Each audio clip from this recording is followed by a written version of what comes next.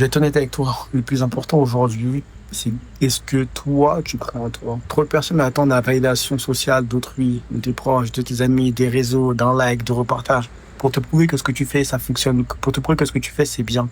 Et tout ça, au final, on s'en fiche. Bien évidemment, à part si c'est tes clients cibles qui te disent que ce que tu fais, c'est nul. Mais ce que je te dis, c'est que n'attends pas la validation de tes proches, de tes parents, de tes amis, de tes frères, de tes sœurs, de ta copine, de tes copains, peu importe. La seule personne qui doit croire en toi et en ce que tu fais, c'est toi-même. Parce que c'est ta vie, c'est ta vision. C'est toi qui te lèves chaque matin pour travailler dessus. Ok? Plante-toi cette graine dans l'esprit. Tu es la personne qui doit croire en tes rêves, en tes projets. Tu es la personne décisionnaire, maître de ta vie. C'est tes mains, c'est ton corps, c'est tes yeux, c'est ton cerveau. C'est ta vision. C'est à toi de faire la différence. C'est à toi de lutter pour. Et je sais que souvent, en gros, ces paroles-là peuvent paraître un peu énervantes, etc. Mais vous ne comprenez pas à quel point, genre, le fait de croire en vous, c'est ça qui va créer la discipline. Parce qu'on croirait tellement en vous que chaque matin, tu vas te lever d'aplomb avec une énergie où tu as envie de tout casser, tu as envie de tout déchirer et tout. Et tu sais en gros que tu es fait pour plus. Mais si tu ne crois pas en toi, comment est-ce que tu vas y arriver? Si même ton cerveau te trahit dans tes actions quotidiennes et tout, si même ton cerveau te dit que finalement, non mais laisse tomber, c'est pas grave, on peut abandonner et tout. Si même ton cerveau ne te suit pas, qui est une partie de toi-même, comment est-ce que tu vas avancer?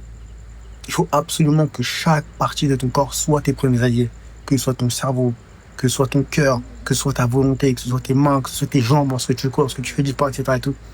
Il faut que ta personne soit avec toi. Tu peux faire la différence de ta vie. C'est une question de volonté. C'est une question de persévérance. C'est une question de vision. Mais tout ça, ça passe par la croyance que tu as en toi-même. Même si tu as de la vision par rapport à ton idée, ton business, ça ne fonctionnera pas. Parce qu'elle va finir par mourir. Comme tu n'y crois pas, tu ne crois pas en toi.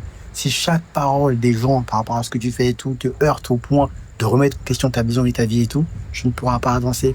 Il faut que tu commences sincèrement à croire en toi. Parce que chaque business fonctionne. Les personnes qui ont construit ces sociétés et tous les matériaux qui constituent un hôtel, qu'on parle du petit papier toilette, je sais pas moi, à la grande structure du bâtiment, tous les business fonctionnent. La seule chose qui ne fonctionne pas, c'est ton mindset qui, lui, est cassé.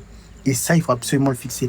Et la meilleure façon aujourd'hui de fixer son mindset, excusez-moi, maman, elle commence un peu à avoir mal, c'est pas encore une fois de prier et de faire des affirmations positives. C'est de se prouver chaque jour qu'on est la personne capable de faire des choses.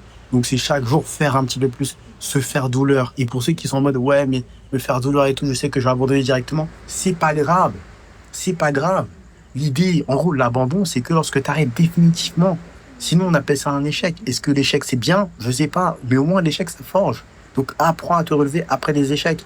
Essaye, franchement, même si tu fais des choses et tu sais que tu vas abandonner par la suite, par exemple, je sais pas, moi, tu dis que ouais, je vais à la salle tous les jours pendant une semaine et tout, ouais, mais c'est trop gros comme rythme, etc. Tu vas pas tenir. Fais-le.